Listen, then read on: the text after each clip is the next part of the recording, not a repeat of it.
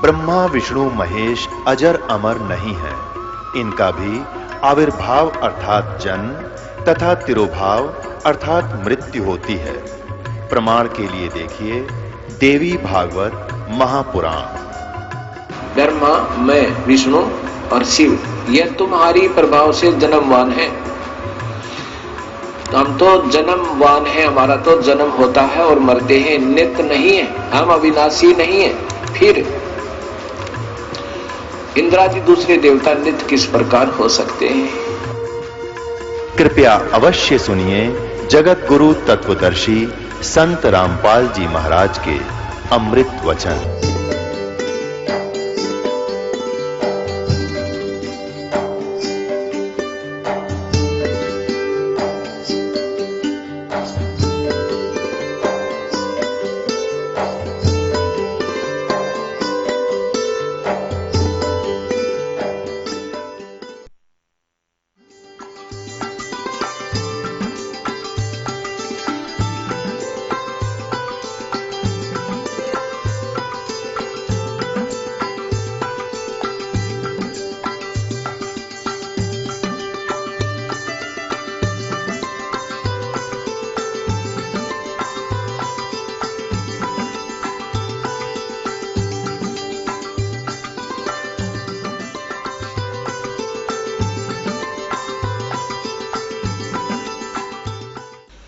मान बढ़ाई जमपुर जाई, तुम होए रहो दास समदासा। मान बढ़ाई में रहोगे तो काल के लोक में रहोगे। मान बढ़ाई छोड़ के परमात्मा में श्रद्धा बढ़ा के ज्ञान को आधार बनाकर इस सफर को तुम तय करो। बहुत आसानी से सफर तय होगा आपका और परमात्मा बहुत सहज मिलेगा। अब फिर ये जब सब समस्याएं हमारी हल हो जाएंगी और फिर भी कोई ऐसी बात आएगी तो दाता दूर नहीं। परमात्मा ने यही करके दिखा था कि किसी ने उनके साथ बकवाद कर दी थी, चिट्ठी डाल दी, 18 लाख व्यक्ति आगे इकट्ठे हो गए, खाना खिलाओ, भोजन दो 3 दिन और साथ में 2 हर और 1 असरफी कि ऐसा सबको दिया जाएगा। इस लालच में दुनिया इकट्ठी होगी। परमात्मा कहते हैं कि जैसे मैं बिल्कुल गरीब व्यक्ति था, ये दिखाया मालिक ने रिहर्सल करके, ट्रेलर दिखाया, लेकिन मेरी आस्था भगवान में दृढ़ थी। मैं कंगाल था, मैंने सब कुछ मालिक पर सौंप दिया था। कहते हैं सर्वस्व सौंप देत साहेब को काज जिन्हों के सरिया। जो सर्वस्व सौंप देते हैं मालिक पर, कहते फिर दाता हाजिर खड़ा रहता उसके लिए। फिर ये दिखा के देखो मेरे लिए परमात्मा ने केशव रूप बना लिया था। वो थे तो खुद ही, और केशव रूप बना के देखो 18 लाख व्यक्तियों को 3 दिन तक भोजन भी दिए, 2 हर भी दे दी, कंबल और साथ में असरपी यानी 10 ग्राम सोना डेली प्रत्येक खाने के बाद दिया। तो तुम भी यदि इतना विश्वास करोगे और यहाँ माया जोड़ कर नहीं धरोगे, फिर देखना मैं कैसे करके दिखाऊंगा। एक समय पुण्यात्माओं, हम क्या हैं? हम परमात्मा की भक्ति करते हैं और हम परमात्मा के ज्ञान से परिचित होने से फिर अपने हिसाब से ही चलते हैं। आदरणीय गरीबदास साहिब जी को परमेश्वर मिले थे कबीर देव जी, और फिर वो वाणी परमात्मा की उन्होंने लिखवाई। उस वाणी को पढ़कर बहुत से अनुयायी भी होने लगे गरीबदास साहिब जी के जाने के बाद। और पुण्यात्मा जो होती है वही परमात्मा की खोज में लगी हैं, तो वो किसी ना किसी गुरु के पास अवश्य चले जाते हैं और उस संत के बताए मार्ग पर वो करते हैं। अब जैसे और उनके होते हैं वो पिछले संस्कार, पिछले पुण्य होते हैं। जैसी भी आपको शास्त्र अनुकूल साधना मिल गई तो ये आपके वर्तमान में किए हुए पुण्य भी आपके साथ होंगे। तो जैसे ये राधा स्वामी पंथ बना है, जैसे शिवदयाल जी थे, ये बहुत अच्छी पुण्यकर्मी प्राणी थे। आगे रास्ता मिला नहीं, स्वयं प्रभु बन गया, कोई गुरु धारण किया नहीं। आप पे परमात्मा कबीर जी की वाणी को और गुरु नानक देव जी की वाणी को, इनको पढ़ा के आप पे मन गढ़ंत मंत्र मंत्र बनाकर और बन गया प्रभु हठ योग करके। और उसको साथ साथ और बहुत से प्राणी और बिगड़ गए उसके साथ, उसको परम धड़ी मान के। एक ब्यास के अंदर जयमल सिंह जी हुए हैं, उन्होंने उनसे नाम लिया, उन्होंने ब्यास में एक डेरा स्थापित कर दिया। उस श्री जयमल सिंह जी के एक श्री सावण सिंह जी संत उनके शिष्य हुए। अब सावण सिंह जी के जो संत शिष्य आगे बहुत से बने, उनमें से एक बिलोचिस्तानी शाह मस्ताना खेमामल जी, जिसने सच्चा सौदा सिरसा के अंदर एक स्थापना कर दी डेरे की।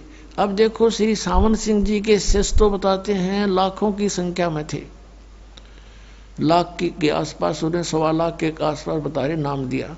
तो उनमें से ये खेमामल जी ही क्यों प्रभु बन गए, अलग से उसको कोई नाम देने का आदेश भी नहीं दिया, क्योंकि ये कैसे अपने आप में अलग से गुरु पद बना लिया। उसमें सिद्धियां भी थी, बहुत से उनके प्रमाण हैं कि औरों को उसने बहुत सी राहत भी दे दी, कुछ सुख भी दिए हैं। तो वो कैसे था, वो इसकी अपनी पूंजी थी, पिछले संस्कार थे इसके, पुण्य थे इसके, और अन्य लाखों थे वो ना पढ़ पे ऐसे एकदम।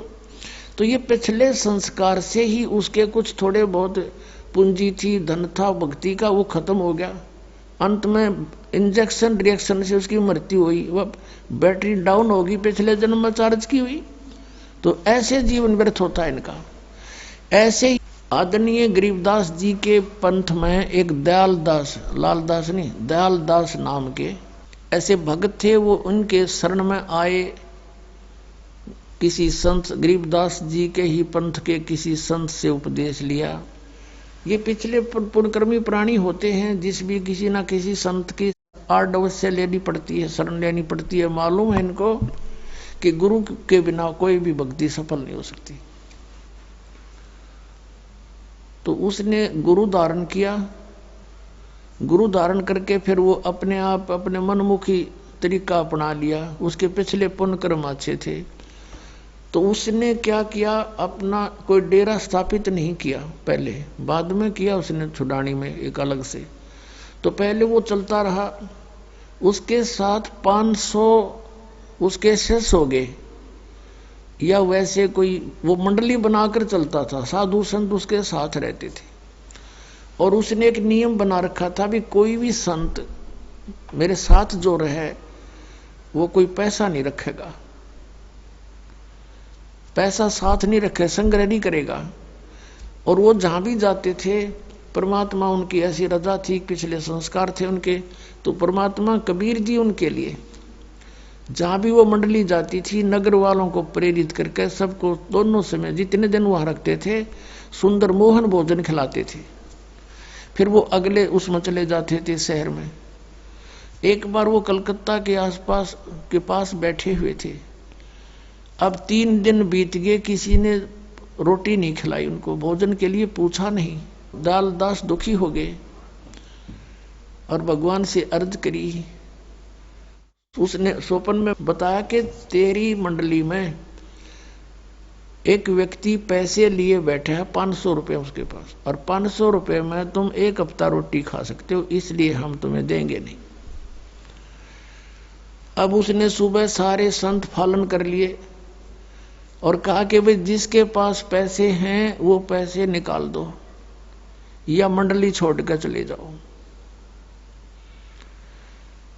अब कोई नहीं बोले। फिर कहा भी जा तो बता दो, नहीं तलाशी लेंगे। अब तो उसी समय एक खड़ा हुआ उनके साथ था, न बोला ना दूं 500 रुपये, ना दूं, ना दे तो भाई जा यहां से चला जाऊंगा। वो चला गया। अगले घंटे भीतर परमात्मा पहुंचे अन्य रूप बना के और कहा रे भक्तों, गांव के नगर के बाहर और 3 दिन से साधु भूखे बैठे हैं, अरे पाप लगेगा लोगों, सेठो। वो फिर क्या था, घर घर में चढ़ा दी कढ़ाई और लग गए वहां बैंगियां पे दर दर का भोजन पहुंचने लग गया। 1 घंटे भीतर सारे तृप्त कर दिए। बोलो सतगुरुदेव।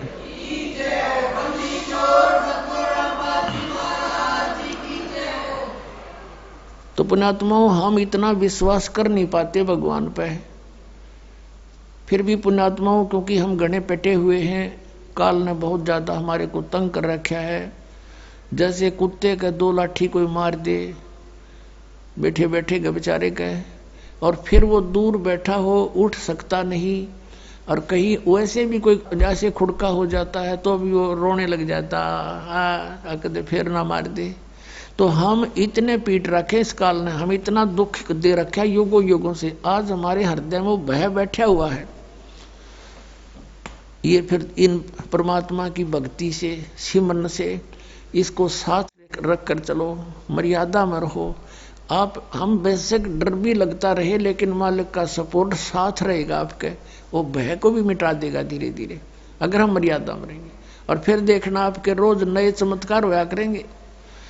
एक बहन बता रही थी, बोली जी मैं पाठ कराना चाहूँ थी, अभी चौथा दिन उस दिन उसने बताया, और मेरे पास जुगाड़ नहीं बन रहा था, मैं खूब रोई। मैंने 1000 रुपये रखे हुए थे अलमारी में, यहाँ चलने के लिए तैयारी की कि चल कुछ तो जमा कराया होंगी, वैसे लिखवा दूंगी। तो मैं 1000 रुपये तो अलग रखे थे, और वैसे ही कुछ कागज पत्र रखे थे। मैंने सोची इनमें वैसे उठा के इधर रखे, तो 4000 रुपये नो के नो धरे पाए। मैंने सपने में भी नहीं सोची थी मेरे पास पैसे वो रखे होंगे, कदे पैसा जुड़ा ही नहीं था मेरे पास। 4000 इकट्ठे धरने का ब्यों नहीं हो लिया था, खर्चे इतने थे। तो पुण्यात्मा, हमने तो नीत नीत साबित करनी है, सारी सृष्टि का पालन करने वाला 18 लाख व्यक्तियों को एक प्रधानमंत्री नहीं खिला सकता 3 दिन का भोजन, जिस तरह परमात्मा ने खिला दिया। फिर यहाँ का राज ने के चाटेंगे हम, जिस परमात्मा ने सतलोक से लाकर यहाँ का नहीं, चवन्नी भी ली, आटा भी नहीं लिया इस नकली लोक का, सतलोक से ले आया। तो वहाँ ये भरे भंडार हैं, तो हम वहाँ क्यों नहीं चले? तो हम चलें तो हमने राह नहीं पता था। जैसे राधा स्वामी पंथ है, धन धन सतगुरु पंथ, जय गुरुदेव पंथ, अरियुद्ध नौदाड़ा राधा स्वामी पंथ, ये सारे सतलों की महिमा गाँव है। ये काल के जाल में फंसे हुए, 5 नाम काल के जाप कर बात करें सतलोक जान की, तो ये कैसे जा पाएंगे? विधि ठीक नहीं इनकी। अब विधि ठीक कर लो, सारे चले जाएंगे परमात्मा तक कर रखे। अभी सभी जीव इस सतनाम को प्राप्त करके सतलोक जाएंगे। सतनाम 2 अक्षर का, जिसमें एक ओम है, एक तत् है, वो सांकेतिक है। तो कहने का दास का जो भाव था, अब उसी टॉपिक पर आते हैं कि सतयुग त्रेता द्वापर में जो प्राणी अच्छी आत्माएं होती हैं उनको जन्म मिलता है। और वो कौन होती है? जैसे अब ये बैन उठ गया मालिक का, मालिक ने खोल दिया ये भंडारा मोक्ष का, ओपन कर दिया है मोक्ष पे, और ये मंत्र और ये वो मूल ज्ञान जो अभी तक छुपा के रखना था वो भी। तो अब अरबों खरबों की संख्या में पुण्यात्मा सतलोक जाएंगे जो इस मर्यादा में रहेंगे। और सतलोक यूं नहीं जाएंगे कि ऐसे मरते आना डर लगेगा, फलाना होगा, नहीं, आपको न पता भी नहीं लगेगा मृत्यु विघ्ना, क्योंकि इस ज्ञान से आपको ये दृढ़ता आ जाएगी कि यूं कवरता छूटेगा। ये कवर जो हमारा पर डाल रखा 5 तत्वों का शरीर, ये तो छूटता है, सबका छूटे, ये तो रहना ही नहीं है। फिर इसके अंदर इसके डर किसा, इसके मरने का फिर भय किसा। और फिर ये होगा कि हमने जो भक्ति की है ये परमात्मा की बताई हुई है, और इससे आपके अंदर चाहे आप कुछ भी सोचने की चेष्टा करोगे, ये भक्ति का प्रबल ये प्रवाह आपको डगमग नहीं होने देगा, इतनी दृढ़ता पैदा कर देगा। जैसे सूरवीर होते हैं, शीश दे देते हैं पर उनके मन में डर नहीं पैदा होता। तो आप वो सूरवीर बन जाओगे, काल के साथ लड़ने वाले। इसके सभी अटैकों का आपके ऊपर कोई असर नहीं होगा, और ऐसे जाओगे। कहते हैं आए हैं सो जाओगे राजा रंग फकीर, एक तो सिंहासन पर बैठ के जाएंगे, एक जुड़े जान जंजीर। आप तो जाओगे जैसे विमान के अंदर बैठा के ले जाएगा मालिक आपको, जैसे आपको सौंपना सा होगा, आपको सौंपन सा होगा। जैसे सौंपन में आदमी कार में बैठकर खूब सैर सपाटे करता है, तो ऐसे जा पहुंचोगे। तुम सतलोक जा लोगे, जब पता चलेगा वो शरीर, वो कांचड़ी तो छोटा है, वह तो छोड़ने की थी, वह तो उसमें तो बहुत दुखी हो रहे थे। तो ये सारे जो तरीके मालिक करेगा आपके लिए। न जीव तो एक चौने नहीं छोड़ सकता अपने हिसाब से, तो सारा कुछ ऑपरेशन पे डॉक्टर का ही होता। मरीज जब उसके ऑपरेशन थिएटर में समर्पित हो जाता है, तो आप समर्पित हो जाओ, फिर वो करेगा सारा कुछ आपको, हर तरह से बचाव करेगा। जो आवश्यक वस्तु होगी वो आपको देगा, नहीं होगी तो नहीं देगा। तो डॉक्टर के अंडर ट्रीटमेंट होने के बाद मरीज ने अपने नहीं चलानी चाहिए, वो रोग को बढ़ा सकता, घटा नहीं सकता। ये सोच लेना। तो जो पार नहीं होंगे वो दुर्भागी प्राणी क्या बनेगा उनके साथ? फिर वो जाएंगे जैसे आप कोई, ये रियल मंत्र है आपको जो प्राप्त है, ये सब इन देवताओं के, ये इनकी उपासना नहीं है, ये पूजा नहीं है, ये मजदूरी दे रखी है आपको। जैसे हमने किसी का ऋण देना है और उसके वहां मजदूरी करके पूरे करना चाहते तो उसकी पूजा थोड़ी कर रहे हैं, हमने ले रखा तो देना पड़ेगा। तो ऐसे ही इन भगवानों की जो मजदूरी आपको दे रखी है यहाँ के प्रभुओं की, तो ये बहुत गजब के मंत्र हैं, बहुत अच्छे, और इनकी पूंजी आपके पास ढेर हो जाएगी। इनका ऋण भी आप तार नहीं सकोगे, क्योंकि ऋण तो परमात्मा उतरवा होगा, साथ खड़ा होकर यू काल तो धोखा देता है तुम्हारे साथ। तो जो पार नहीं होंगे वो दुर्भागी प्राणी यही रह जाएंगे। तो फिर कहाँ जाएंगे? ब्रह्मा के लोक में, जो ब्रह्मा जी का मंत्र आपको दे रखा है उसकी कमाई से। उसकी कमाई समाप्त होने के बाद जाएंगे ये विष्णु जी के लोक में, विष्णु जी का आपको मंत्र दे रखे है या मजदूरी दे रखी है, धन हो जाएगा इकट्ठा। फिर जाएंगे शिव जी के लोक में, शिव जी का आपको मंत्र दे रखे है, वहां पूंजी, ये पुण्य खत्म होते ही फिर जाएंगे दुर्गा के लोक में। फिर ये जाएंगे ब्रह्म लोक में, जो इस काल का मंत्र, सरपुरुष का मंत्र दे रखे है आपको।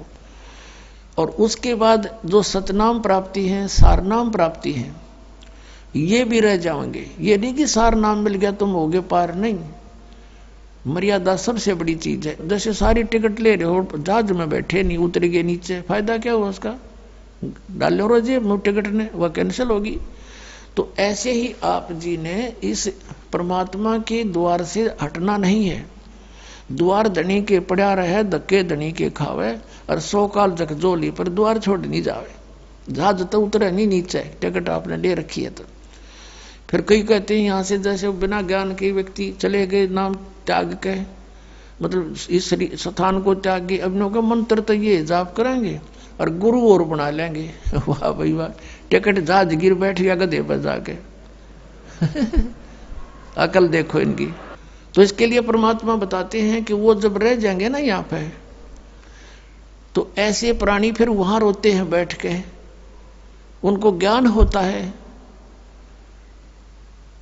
तो फिर क्या करते हैं परमात्मा? सतनाम में 2 मंत्र, 2 अक्षर का मंत्र है।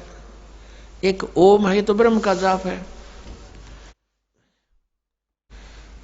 और दूसरा मंत्र है वो अक्षर पुरुष का जाप है। अक्षर पुरुष यानी परब्रह्म का। लेकिन वो परब्रह्म का जाप होते हुए भी उसका धन बहुत गना है, और वहां वो केवल हमने वहां प्रयोग करना था उसको पार करने के लिए 7 संग ब्रह्मांडों को। लेकिन वहां ना जाने से फिर इस काल ने यहाँ पर नकली सतलोक, नकली अलखलोक, नकली अगमलोक बना रखे हैं। और उस दूसरे सतनाम के जो 2 अक्षर में दूसरा मंत्र है, उसकी कमाई को ये वहां बर्बाद करवा देता। उसके बाद फिर भी पुण्य इसके बहुत बच जाते हैं, क्योंकि ऐसा मंत्र है। फिर इनको वहां जब इसके पुण्य खत्म हो लेते हैं, ये क्या करता है? ये काल अपना गुजारा आपसे टैक्स लेकर, आप पर चार्ज लगाकर अपना काम चला रहा है। किस ब्रह्मांड का? ये इतना कंगाल आदमी है। जैसे राजा होता है, वो प्रजा से टैक्स लेकर ही प्रभु पाकता है, उसके टैक्स से सेना खरीदता है, उसके टैक्स से मौज मारता है, उसके पास खक नहीं होता। ऐसे यहाँ की सारी व्यवस्था, यहाँ के भगवानों तक भी यही व्यवस्था है इनकी। तो आप इसने होटल बना रखे ऊपर, वो स्वर्ग जिनको कहता है। आपके जो पुण्य होते हैं, उन पुण्यों के ऊपर से ये 25% टैक्स लेता है आपको वहां पर।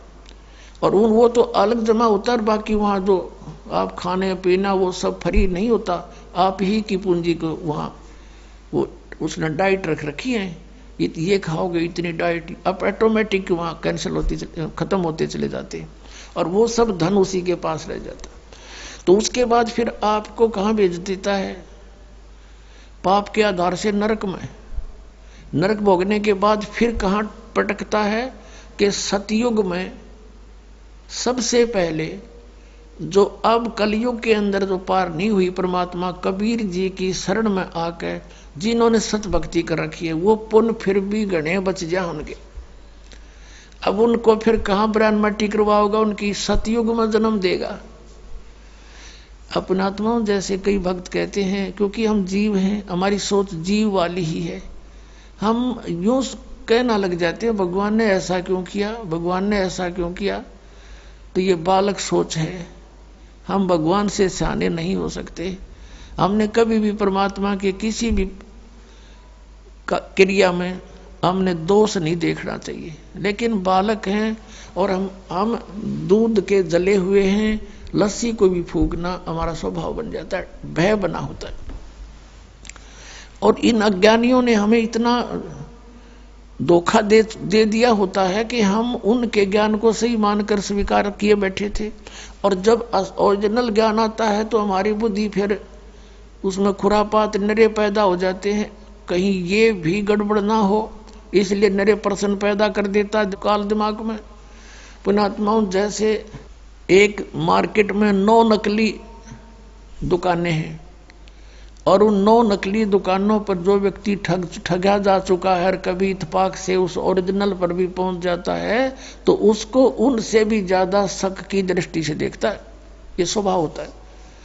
तो ऐसे यहाँ आने वाले प्राणी बिल्कुल बिगड़े हुए होते हैं। जो कोई किसी का पुजारी है, कोई देव का पुजारी है, कोई किसी संत के पास पूजा करता था, तो यहाँ आकर उसके और कर्म काल बिगड़वाता है। उसने व्यवस्था ऐसी बना दी कि जब वहां जाएगा इसकी बुद्धि इतनी कंडम कर दूंगा कि उस सत्य मार्ग को भी जल्दी से स्वीकार नहीं करेगा और या तो वहां से भाग जाएगा अपनी चतुरता के कारण, कबीर साहब से दूर हो जाएगा।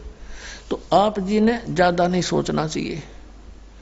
इतने प्रमाण दास दे देता है, उसके बाद आपको बुद्धिमान को ये सोच लेना चाहिए जो ये संत शब्द बोलेगा सारी साची है, ये अंडरस्टूड हो जाना चाहिए आपको इतने प्रमाण देख करके। और पहले आपके पास एक भी प्रमाण नहीं था और सारे स्वीकार्य थे, क्योंकि वो काल आपने थेपड़ के बिठा रहा था। कोई बात नहीं, सब ठीक है।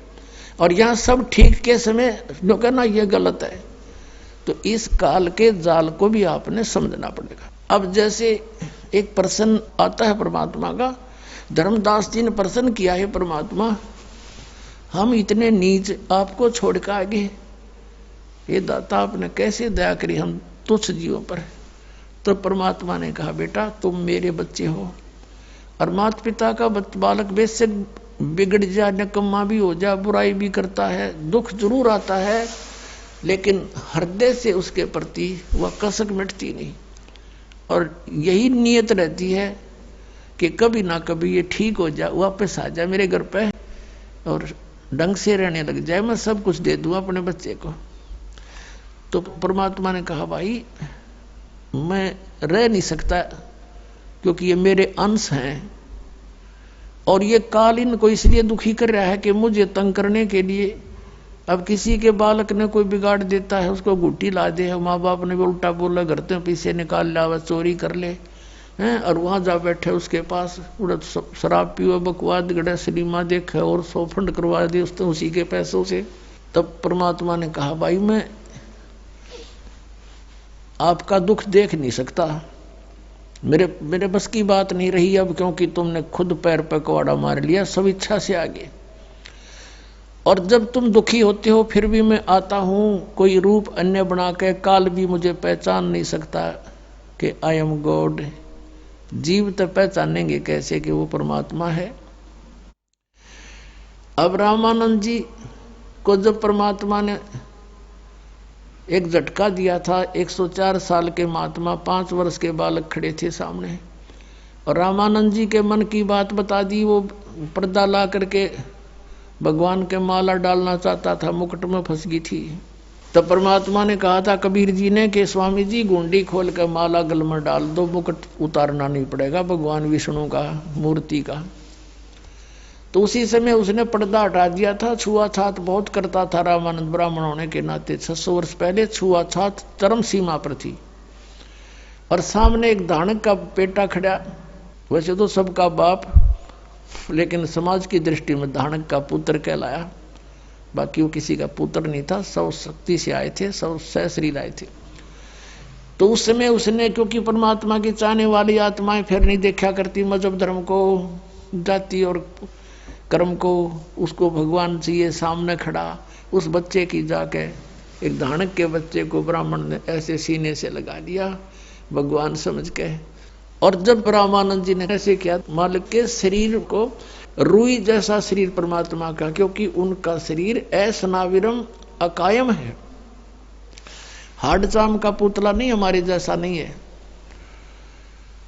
तब रामानंद जी ने कहा था, मन की पूजा तुम लखी और मुकुट माल परवेश और गरीब दास गति कौन लखे, तेरा कौन वर्ण कौन वेग। अब कहते हैं आपको कैसे पहचाने दुनिया परमात्मा, आप सचमुच परमात्मा हो। आप किस तक वर्ण में, यानी शूद्र वर्ण में आगे जुलाहा जाति में, और किस वेशभूषा में खड़े, 5 वर्ष के बालक टोपी पहरे और धोती बांधे, छोटी पहले छोटे छोटे बच्चे धोती बांधने लग जाते थे छोटी सी। और तुम्हें कैसे पहचाने हम, तो आप परमात्मा हो, आप किस रूप में खड़े। तो परमात्मा कहते तुम कैसे पहचानोगे, काल नहीं पहचान सकता मुझे।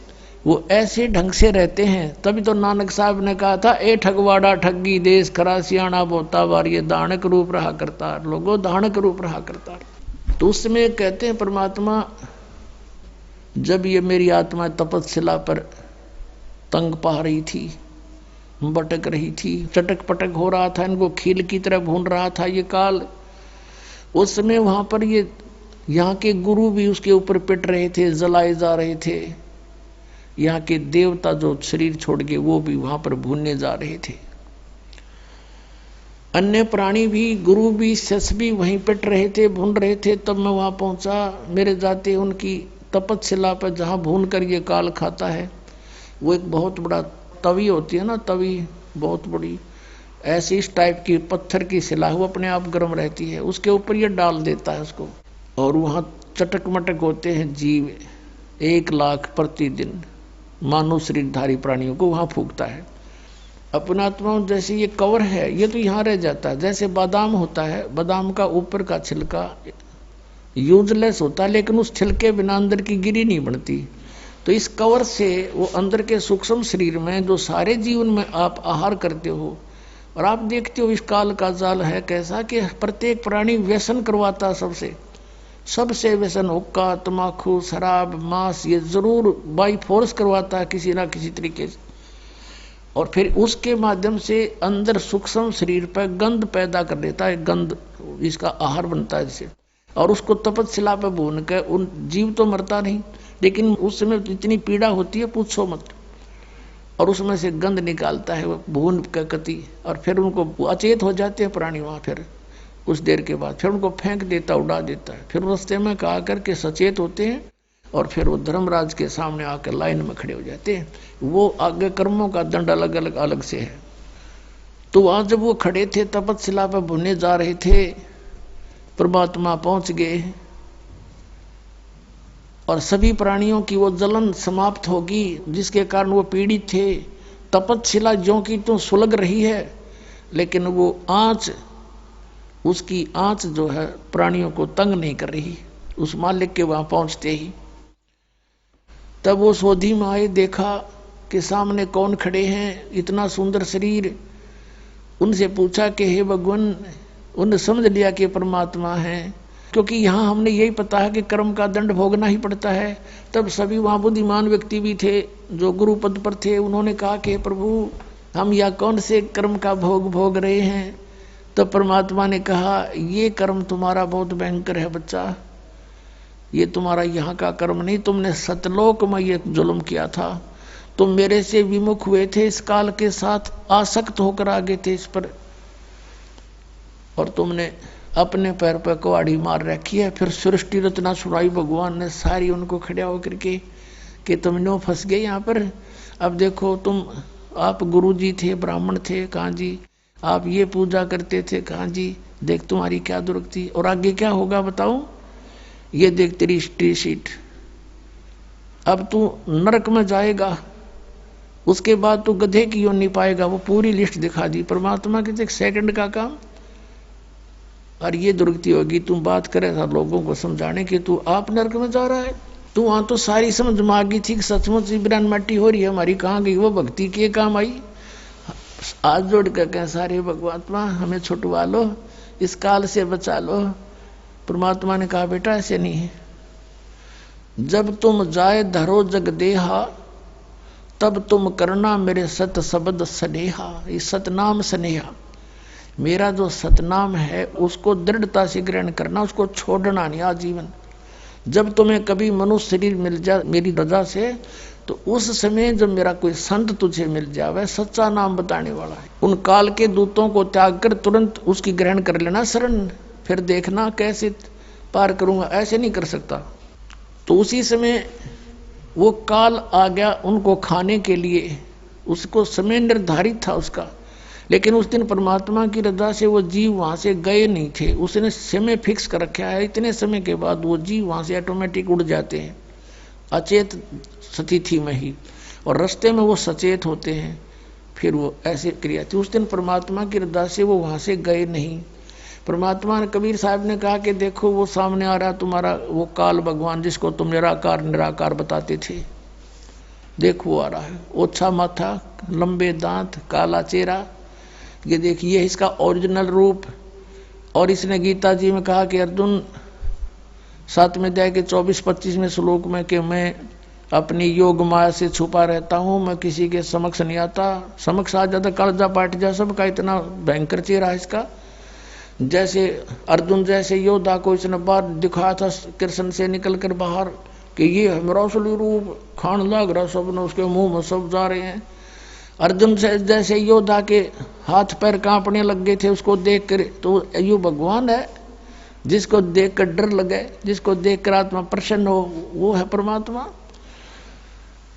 तो जब वो सामने आया कि देखो तुम निराकार कहते थे, ये है वो तुम्हारा गॉड है, अब कहा कि अब तुम जाओ, अब मेरी रिस्की बात जाएगी यहाँ पे। इतना कहती वो सारे जीव ऑटोमेटिक वहां से आकाश में उड़ गए बहुत ऊंचे, और फिर अपने स्थान पर पहुंच गए जहां उन्होंने जाना था। अब काल ने देखा कि ये जोग जीत कैसे आ गया। परमात्मा ने जोग जीत अपने पुत्र का रूप बना लिया। कहते हैं 100 छल छिद्र मैं करूं अपने जन के काज, इस गंदे लोक में परमात्मा ने भी हमारे लिए इतना कुछ करना पड़ता है हमें निकालने के लिए। अब जोग जीत रूप में ही परमात्मा ने अपने पुत्र के रूप में इस काल को 21 ब्रह्मांड समेत सतलोक से निष्कासित किया था, और कहा था ये सुन ले आदेश परमपिता का, निकल जाए यहां से तो 21 ब्रह्मांड लेकर ये आया था। इसने गलती बहुत की थी वहां पर, दुर्गा इस प्रकृति के साथ दुष्कर्म करना चाहा था, इसने इसके पेट में शरण ले ली थी, और परमात्मा ने फिर उस लड़की को इसके पेट से निकाल करके दुर्गा को और इसको दोनों को वहां से 21 ब्रह्मांड समेत भेज दिया था। और दुर्गा को परमात्मा ने हम सब आत्माएं पहले ही दे दी थी उसको बीज रूप में, और वचन शक्ति से उत्पन्न करने का आदेश दे दिया था। तो उसने ये प्रतिशोध लेना चाहा काल ने कि जोग जीत आज फंस गया, मेरे लोक में क्यों आया, तो मेरी आज्ञा बिना। और फिर उसको याद आ गया, हो सकता है पिताजी का, परम पिता का कोई आदेश लेकर आया हो। कहा कि पहले तो मुझे तू बता पिता का कोई आदेश है तो, और फिर आज तुझे मैं कूटूंगा, आज तेरी पिटाई करूंगा, तूने मेरे साथ बहुत जुल्म किया था, मुझे वहां से निकाला था, मैं यहाँ बुरा हाल हो रहा मेरा। तब जोगजीत रूप में परमात्मा ने कहा था कि सुन ले ज्योत निरंजन परम पिता का आदेश मैं किस लिए आया हूं। अरे भले व्यक्ति ये तेरे साथ आ गए, इनने के बुरा किया तेरा, ये मेरे बच्चे तेरे साथ आ भी गए तो तेरा के बुरा किया इनने, तो इनके साथ कैसा जुल्म कर रहा है, किसी को गधा बना के घुमा रखा, किसी को कुत्ता बना दिया, टट्टी खा रहा है, और फिर किसी का बेटा मर गया, किसी की बेटी मर गई, किसी की आंख फूट गई, किसी की दोनों टांग कट गई, हाहाकार मचा रखा। तेने कसाई को शर्म आई थोड़ी बहुत, पिताजी ने भेजा हूं मैं, पिता के आदेश से आया हूं, और नीचे जाऊंगा मैं, तेने परमात्मा का नामो निशान मिटा दिया, भगवान का तो जिक्र भी नहीं करता तू, अपने आप पर बोल बैठा है, और तेने सारा झूठा ज्ञान फैला दिया, इनके मूर्ख बना रखा है, इनको सच्चाई से दूर कर दिया।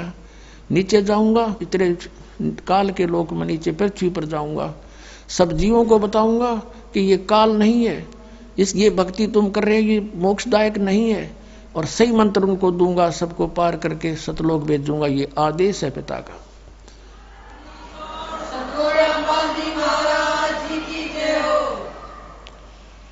अब उसका तो कालजा कांप गया, काल का कि तो मेरा नाश करेगा, मेरी खेती उजाड़ेगा ये तो, क्योंकि इसने तो हम अपनी खेती बना रखे हैं, गाजर मूली बोया करे जैसे किसी ने पाउडर खावे। तो उसने सोचा कि तो भाई जुल्म करेगा एकदम। उसके कहते हैं कबीर परमेश्वर बता रहे हैं, धर्मदास मेरे ऊपर ऐसे झपट्टा मारा जैसे बाज मारता है नीचे छोटी चिड़िया के ऊपर। इसने मुझे एक जोग जीत समझ गए। और धर्मदास मैंने ना फिर सतनाम का सुमन शुरू कर दिया, 2 अक्षर के का श्वास से। पुणात्मा ये अपने लिए आदेश दे रहे हैं, परमात्मा हमें आगाह कर रहे हैं कि इस सतनाम के श्वास उश्वास के अधिकारी से प्राप्त मंत्र से मैं इतनी शक्ति आ जाती है कि सामने से यु काल भी आ जाता रहे, काल के दूतां का जकर छोड़ दो। इस सुमरण के करने से जैसे फणपति मंत्र सुन रखे फण सकोड़, ऐसे मेरे सतनाम तो यू काल लो मुंह मोड़। जैसे गार्डू होते हैं ना ये सपेले, सर्प को काबू करने वाले एक मंत्र सिद्ध कर लेते, एक वाणी श्लोक, और कहते उस मंत्र से बोलने से अगर सर्प ने ऐसे फन फैला रखा हो ना डसने के लिए, वो मंत्र बोलने लगता है तो अपने आप वो फनपति यानी सर्प फन को सीधा करके और नीचे झुक जाता है। कहते जैसे फनपति मंत्र सुन रख फन सकोड़, ऐसे मेरे सतनाम तो यू काल लवे मुंह मोड़े।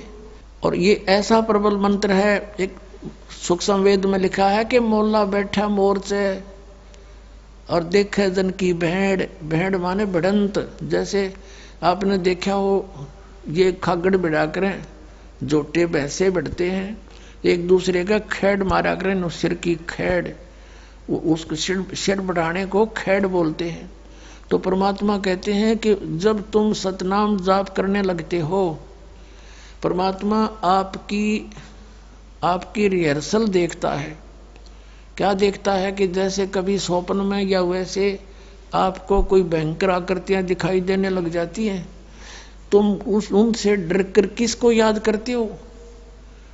यदि आपके अंदर ये आस्था है और भक्ति बढ़ी हुई है, परमात्मा पर विश्वास है इस नाम पर, तो वो तो करेगा सांस का सिमरण, उस मंत्र का श्वास उस श्वास से 2 अक्षर का। तो उससे क्या होगा, वो भयंकर आकृतियां ऐसे गायब हो जाएंगी जो भागते दिखेंगे, जैसे इनका कोई भाले ठोक दिया हो किसी ने। और जो अनजान होंगे उनको देखते नहीं को हरी मार गिरा, तो उसका कोई लाभ नहीं है। वो माँ थोड़ी बचा सकती है, वहां तो ये मंत्र बचाओगा। तो वो हथियार डाल देने वाला सूरवीर और वो सही ट्रेंड व्यक्ति नहीं होता। तो क्या बताया है कि 12 कोट यम किंकर जहां एक नाम की खैड़, 12 करोड़ यम के दूत हैं जो इन प्राणियों को यहां से ले लेकर जाते हैं, जब मृत्यु होती है साथ पकड़ कर बांध ले जाते हैं। तो कहा परमात्मा ने कि मौला बैठा मोर्चे और देखे अपने जन की भेड़, अपने भगत की कुश्ती देखे, यू कौन सा दाव लगाएगा अब। और 12 करोड़ यम किंकर हो वहां एक नाम की खैड़, एक नाम की खैड़, एक सिमरण श्वास का कहते सारा न लोट पोट कर देगा। तो पुण्यात्माओं, आप जी ने परमात्मा के इन फार्मूलों को अपनाना पड़ेगा और ये दाव लाकर ही आप इसको ढा सकोगे, और कोई तरीका नहीं। इसके वैसे ये तो ब्रह्मा विष्णु महेश का अपन इसका आगे कहते हैं ब्रह्मा का आसन डिग गया जब सुनी काल की गाज, जब ये अपने लोक से दहाड़ा, ब्रह्मा का भी आसन डगमग हो गया था। आपका तो औकात क्या है? तो ये हथियार है हमारे जो इसके लिए हम लड़ेंगे, श्वास का सिमरण सतनाम आदि। तो परमात्मा कहते हैं मैंने जब सतनाम का सुमन किया धर्मदास, अब धर्मदास को दृढ़ कर रहे हैं कि तू भी ऐसे करना, कोई आपत्ति आ जाता है न उस मालिक ने तो के सुमन की हो सकता थी, उसका के बसाव थी इसके आगे। फिर भी हमें एक दाव बताया, दाव जैसे पहलवान कुश्ती लड़ते ना रेसलर, वो दाव लगा कर ही पहलवान को डाल सकते ना, तो एक जैसी ताकत होती है उनमें तकरीबन, जिसका दाव बढ़िया हुए ठोक देगा दूसरे ने ठाके। तो उसी समय मैंने श्वास का सिमरण किया सतनाम का 2 अक्षर का, और काल ऐसे पटक पड़ गया नीचे, इतना डर गया, उससे भय हो गया, भागन लगा वो और पाताल में जाके गिरा। अब मैं भी उसके साथ साथ गया, क्योंकि मैंने तो उससे काम था, आया उसी के लिए था। वो वहां भी घबरा गया और भाग के छुपने लगा। जब उसने पकड़ा मैंने, भाग मत, तुझे कुछ नहीं कहूंगा, पर बात सुन मेरी, चल वापस चल वहीं पर। तो ये तुम्हारा भगवान को मैं ऊपर लेकर आया, फिर उसी इसके 21वें ब्रह्मांड में सबसे ऊपर वाले स्थान पे। और फिर इसने कहा, जोगजीत मेरे से गलती होगी, माफ कर दे, तू बड़ा भाई, मैं तेरा छोटा भाई। बड़े तो बख्शमा ही करते हैं, छोटे हमेशा गलती किया करते हैं। और मैं तो आपको पिताजी के बराबर मानता हूँ, बड़ा भाई पिता के तुल्य होता है। और आपके पास तो वही पावर है जो मालिक वाली है, परमात्मा ने आपको शक्ति देकर भेज रखा है, आप उसके प्रतिनिधि हो। अब जब अपनी ताकत से यहाँ काम नहीं चलता तो जीव चापलूसी प्रयोग करता है। यहाँ सबका स्वभाव उस निरंजन जैसा ही है। इकलौती लड़की कहीं बाहर दिखाई देती है तो मन में 100 दोष पैदा होते हैं, तो यही दोष इसके अंदर वहाँ विद्यमान हुआ था, वही हम सब के अंदर प्रवेश है, क्योंकि ये मन इसमें बैठा है, उसमें है ये दोष सारे। और ऐसे ही चोरी करने में, और ऐसे ही किसी से ताकत से बात नहीं बनती, फिर चापलूसी करने की स्वभाव हम सबका एक जैसा ही है। तो उसने फिर चापलूसी शुरू की और कहा, ए भाई आप मेरे से गलती होगी, माफ कर दो, मुझे कुछ त्रुटि, मेरे लोक में कुछ अभाव है, उसकी पूर्ति कर दो, पिताजी से प्रार्थना करके मेरी पूर्ति करवा दो। अब परमात्मा तो जानी जान थे, उनको तो सब पता था, ये बालक के मांगेगा आगे, उसको उनको ये पता था सारा क्या मांगेगा ये। कई भक्त ये प्रश्न करते रहते हैं, क्योंकि ज्ञान पूरा सुनते नहीं और पहले बिदक जाते हैं, पूरा ज्ञान सुनाते। इसमें मीन में एक नहीं है परमात्मा की ज्ञान में, पर ध्यान से सुने। परमात्मा को मालूम था यू के मांगेगा। परमात्मा बोले, कबीर जी के बोल भाई क्या मांगता है, मांगो। नो बोला जी वचनबद्ध हो जाओ। अच्छा जी वचनबद्ध हो गया मैं, बोल। उसने कहा कि 3 युगों में तुम जीव ले जाओगे वापस। 3 युगों में जीव थोड़े ले जाना, सतयुग त्रेता द्वापर जीव थोड़े जाही, और चौथा युग जब कलयुग आवे तब शरण जीव बहु जावे। चाहे कितने ले जीव चौथे युग में परमात्मा। और ऐसा वचन हर मोय दीजिए, तब तुम गवन संसार ही कीजिए। कि ये मुझे वचन दे दे प्रभु, फिर आप नीचे जाइयो। इसने और भी 2-3 प्रश्न किए थे, और फिर ये कहा था कि एक और प्रार्थना मेरी, कलयुग में जब आप जीव ले जाओ, आपके ज्ञान को, आपके मंत्रों को जो स्वीकार करे, आप उन्हीं को पार करना प्रभु, और जो मेरे ज्ञान को स्वीकार करे वो मेरे, आपके ज्ञान को स्वीकार करे वो आपका। तो परमात्मा ने कहा तथास्तु। और भी इसने 1-2 वचन मांगे थे, वो आने वाले समय में फिर बताएंगे, यहाँ प्रसंग बदल जाएगा, नहीं फिर वो लंबा हो जाएगा। और यदि वैसे कह दूंगा तो आपको पल्ला पड़े नहीं बात। तो फिर क्या हुआ, परमात्मा ने जब ये कह दिया कभी परमेश्वर ने तथास्तु, ऐसा ही होगा, वचनबद्ध हो गया, तब एकदम त्योर बदल गया यूं भस्मासुर की तरह। ये सबका एक जैसा स्वभाव है। भस्मासुर पहले तो भगवान शिव के प्रार्थना करो था, और नुआधीन हुआ बैठा था, आंख नीचे बुगले की तरह, उल्टा ऊपर न पैर नीचे न सिर करके भक्ति करे था। और जब भस्म कंडा ले लिया वरदान वचनबद्ध करवा के, और फिर नौका ही बोले शंकर होशियार न मारूंगा, वो इसने किया परमात्मा के साथ। अब शंकर जी तो भाग लिए, विष्णु रूप माँ के परमात्मा ने पार्वती रूप बना के उसका पीछा छुटवाया, भस्मासुर मारा। और वहां उसने जब सारे अपने कर्म कर लिए, परमात्मा वहीं खड़े रहे, कर तू क्या करेगा। और वो भगवान बाजरे जी अविनाशी मान्या करते हैं, वो भाग गए, और वो वहीं डटे रहे इस काल के सामने। भस्मासुर का ब्योंत के है, वो इनके बाप के सामने नहीं भागे, सामने खड़े हो गए कि करके करेगा। फिर सांस कैसे मन से उसका, वो तो वैसे मालिक की कृपा थी, सांस तुम्हारे लिए बताओ नहीं बसाई इसकी कुछ भी। तो फिर जब इसने सारा कुछ ले लिया, वरदान पा लिए, आंखें बदल गया, कहने लगा जोगजीत अब बेसिक जा तू संसार में, 3 युग में तो तू ले जा नहीं सकता, वचनबद्ध हो गया। और जब चौथे युग में तुम आओगे ना, उससे पहले इन सभी प्राणियों को भिन्न भिन्न पूजाओं पर लगा दूंगा और उल्टा ज्ञान ठोक ठोक कर भर दूंगा। अपना अपना मता ये सब बोला करेंगे। किसी को देवता पूजा ला दूंगा, किसी को मंदिर में, किसी को मस्जिद में, किसी को गुरुद्वारों में। और जब तुम्हारा हंस जाएगा ना, या तुम जाओगे या तुम आओगे या तुम्हारा कोई अंश आएगा, उससे पहले तो मेरे दूत जाके मेरे भेजे हुए संत बना के भेजूंगा और सारे विश्व में और तेरा नाम ले लेके 12 पंथ तो चलाऊंगा। कबीर नाम तो है, तेरे नाम तो कबीर कबीर करेंगे। और फिर और अनेक पंथ चलाऊं, या विद जीवों को भरमाऊं। और चले जाइयो जोग जीत संसारा, हर जीव ना माने कहा तुम्हारा। जीव तुम्हारा कहा ना माने, और हमरी ओढ़ हो बाद बखाने। कि तेरी कोई नहीं सुनेगा वहां पर तुम्हारी। जब तुम जाओगे तब तक तो मेरे दूत जो है, मेरे काल के दूत, ये सबको भ्रमित करके उल्टा ज्ञान भर के और सतलोक और सतपुरुष और ये सब महिमा गाएंगे। और वो सारा मेरे नाम जपेंगे, मेरे मुंह में आ जाएंगे। 12 पंथ करूं मैं साजा, नाम तुम्हारा ले करूं आवाजा। 12 पंथ नाम जो ले ही, सो मेरे मुख आन समोही। इन 12 पंथों में जो नाम लेगा, और अनेक पंथ चलाऊं, या विद जीवों को भरमाऊं। ये 12 पंथ तो कबीर पंथ के आपको गिनवाए थे कल रात्रि भर, परसों भी। और बाकी अन्य पंथ ये काल ने भेज दिए। राधा स्वामी, धन धन सतगुरु, जय गुरुदेव,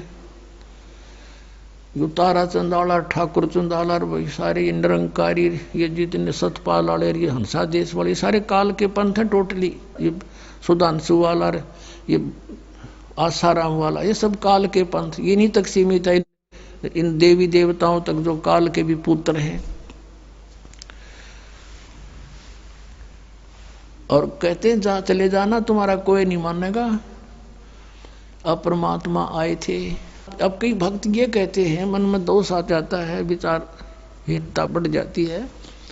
कहते परमात्मा ने भाइयों ये वर नहीं देना चाहिए था कि 3 युगों में जीव थोड़े ले जा। इन्हें तो जब वापस ले जाना चाहिए था। अरे भले आदमी वापस कैसे ले जा, पहले तुम थे ना वहां पर, वही ना गड्ढे थे हमें, वहां नहीं टके। ये हमारी देही टूट ली खूब, कलयुग में पता लग जाएगा हमने अपनी औकात का। इसलिए ये सेलेक्ट किया था दाता ने। अब कारण क्या है, जो दास ने आज ये प्रसंग शुरू किया था उसके ऊपर फिर आते हैं। परमात्मा ने कहा था कि चौथे युग में जब इसने ये कहा कि तुम्हारा कोई नहीं मानेगा, अपने काल के दूत भेज दूंगा और तेरा जो कोई हंस आवेगा बाद में, या तुम आओगे तो कोई नहीं सुनेगा। वो भौंकता रहेगा और उसका पत्थर मारेंगे, पिटाई करेंगे उसकी, कोई नहीं सुनेगा। तब धर्मदास चिंतित हो गया इस बात से कि हे प्रभु, वो तो अब इसने कर ही रखा है। अब मैं आपका बच्चा था और मैं आपका विरोधी। कितना विरोध मुझ दुष्ट ने किया मालिक, और सभी ऐसा ही करेंगे आपके साथ। हम सबको ऐसी बुद्धि भ्रष्ट कर रखी है इसने। 100 प्रश्न किए थे धर्मदास ने, 100 बार मालिक ने समझाया। कभी हाँ बरा, कभी फिर मुकर जाए, कभी हाँ बरा, फिर ना न्यू क्यों हो जाए। तो सब गिला न्यू कर रखिए।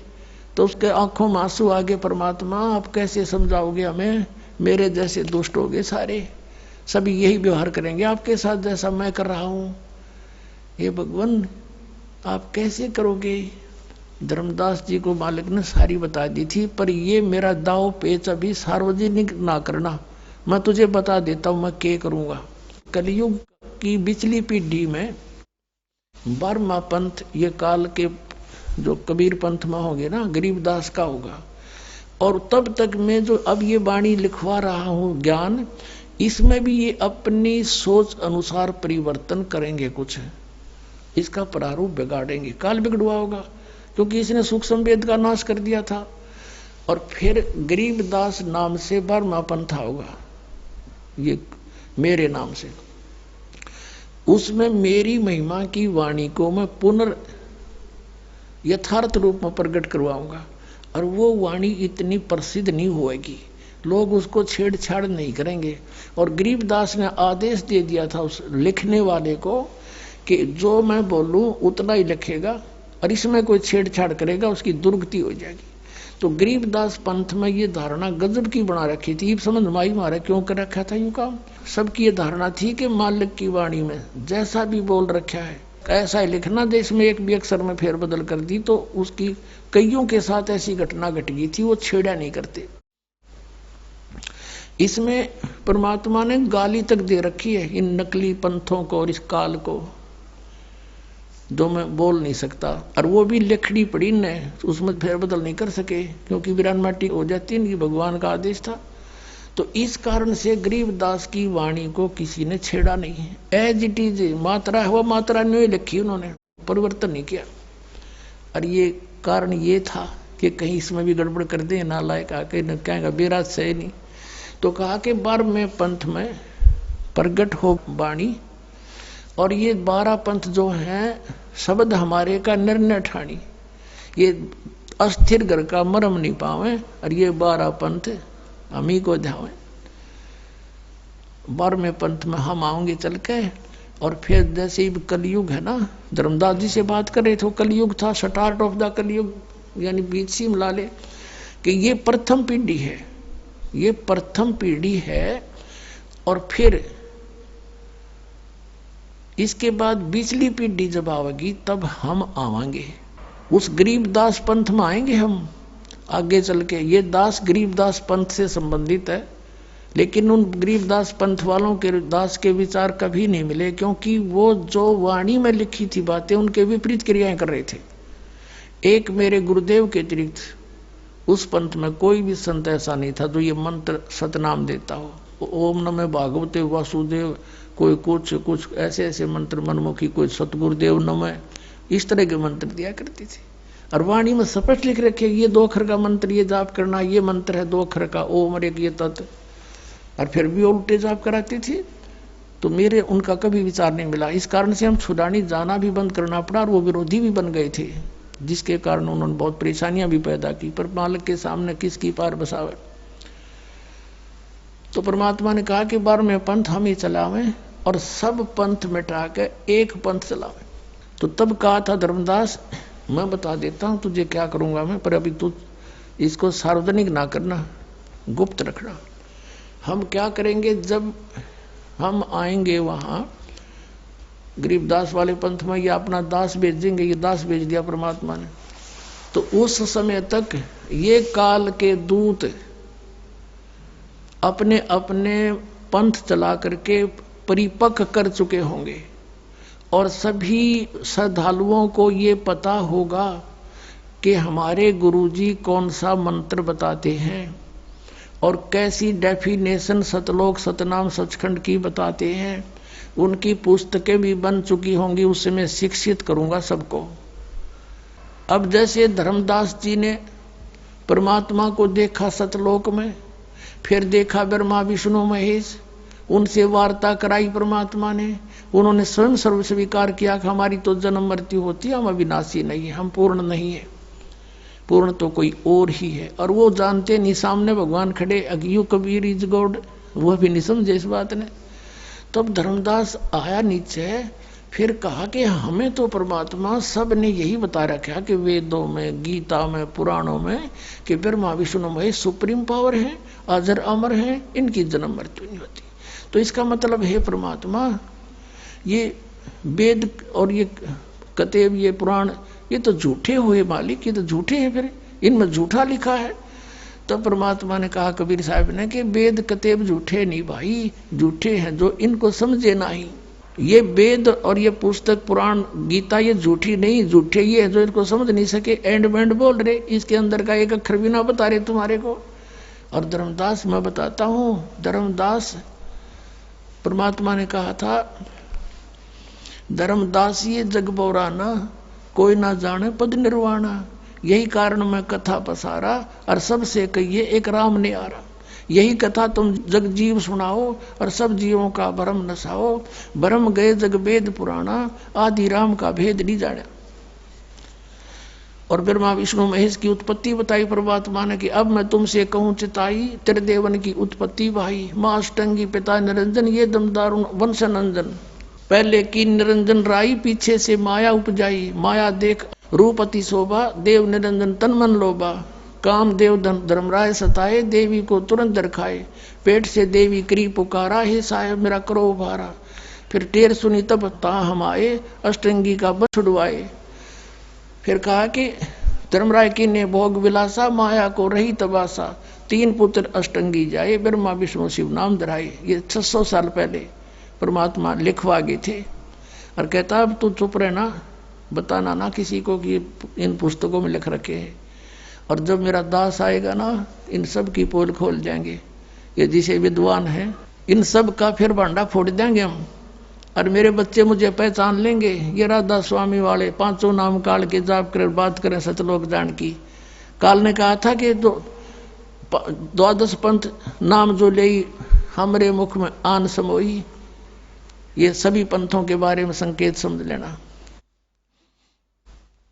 और उस समय तक ये सब पुस्तकें बना चुके होंगे, सब प्रजा को शिक्षित करूंगा। अभी तक इनकी दाव लगा है। ये एक ब्राह्मण वर्ग या काजी मुल्ला वर्ग ही शिक्षित है, बाकी सब अनजान बना रखे। ये झूठी सारी झूठ बोल रहे, वेदों पुराणों के विरुद्ध व्याख्या बता रहे हैं इन्हीं का नाम ले लेकर। ये काल के पक्के दूत हैं। और फिर हम सच्चाई बताओगे सब वेदों और किताबों की कि इनमें क्या लिखा ये तुम्हें बता क्या रहे हैं। तो बेटा फिर ये मेरे बच्चे मुझे पहचान लेंगे। और यदि तूने ये मूल ज्ञान जो मैं तुझे बता रहा हूं अगर अभी तूने बता दिया तो काल के दूत यही गुणगान लग जाएंगे और यही नाम देने लग जाएंगे। सतनाम 2 अक्षर का, ये सतनाम सतनाम करे नाम दे 5 काल के। और जबकि गुरु ग्रंथ साहिब की ये जो वाणी लेते हैं संत मत प्रकाश बाग 4 में सावण सिंह जी ने बताया कि गुरु ग्रंथ साहिब में ऐसा लिखा है, उन वाणी भी लिखी है कि 2 अक्षर का भेद बतावे सोए गुरु पूरा कहावे। गुरु नानक देव जी ने कहा है जे तू पढ़ा पंडित 2 अक्षर बिन 2 नावा। परमत नानक एक लंघाए जे कर सत सुमावा।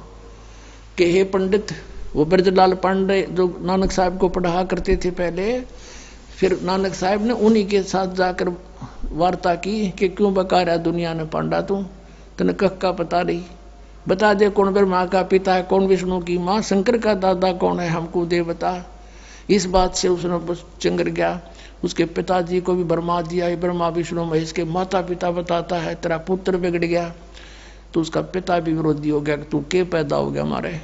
फिर कहा कि जे तू पढ़ा पंडित बिन 2 अक्षर बिन 2 नावा। जे तने यो सारे ग्रंथ भी पढ़ लिए, इसमें ये 2 मंत्र तुझे नहीं प्राप्त हैं तो यूजलेस है तेरी पढ़ना पढ़ाना। और परणवत नानक एक लंघाए जेकर सत समावा।